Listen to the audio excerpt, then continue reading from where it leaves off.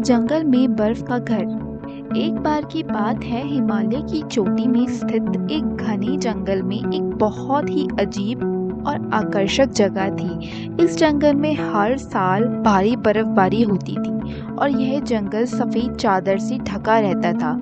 इसी जंगल के बीचों बीच एक बर्फ का घर था, जिसे लोग बर्फीला महल कहते थे। यह बर्फीला महल बहुत पुराना था और उसके बारे में बहुत सी कहानियां प्रचलित थी। कहा जाता था कि यह महल जादुई शक्तियों से बना है और इसमें प्रवेश करने वाले लोग कभी भी वापस नहीं लौटते। लोग डर के मारे इस महल के पास जाने से भी घबराते थे। एक दिन एक साहसी और उत्सुक लड़की आयरा ने उस महल के रहस्य को जानने की ठानी। आयरा ने अपनी यात्रा की तैयारी की और अपने मित्र करण को साथ लेकर निकल पड़ी। वह दोनों बर्फीली जंगल की ओर बढ़े। रास्ता बहुत ही कठिन और चुनौतीपूर्ण था, लेकिन उनकी उत्सुकता और साहस ने उन्हें आगे बढ़ने के लिए प्रेरित किया। जंगल में घुसते ही उन्होंने देखा कि हर जगह बर्फ की चादर फैली हुई थी और पेड़ों पर बर्फ की मोटी परत चढ़ी हुई थी। चारों ओर शांति थी, बस उनकी पैरों की आवाज ही सुनाई दे रही थी। चलते चलते वे बर्फीले महल के पास पहुंच गए। महल अद्भुत था, बर्फ की ईंटों से बना हुआ और सूरज की किरणों में चमक रहा था। आयरा और करण ने महल के अंदर प्रवेश करने का साहस किया।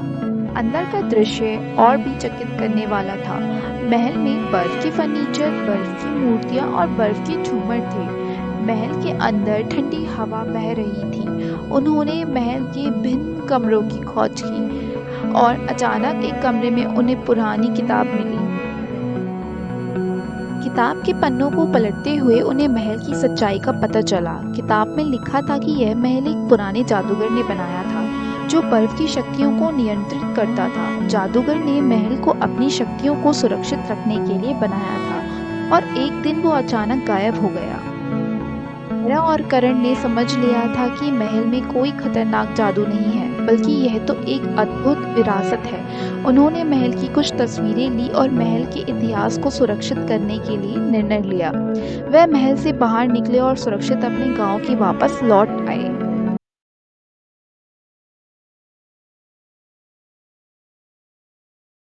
उनकी इस साहसिक यात्रा की कहानी पूरे गांव में फैल गई और लोग अब उनकी महल को डरावनी नजर से नहीं देखते थे। आयरा और करण की हिम्मत और उत्सुकता ने बर्फीले महल के रहस्य को उजागर किया और उसे एक ऐतिहासिक धरोहर के रूप में स्थापित किया।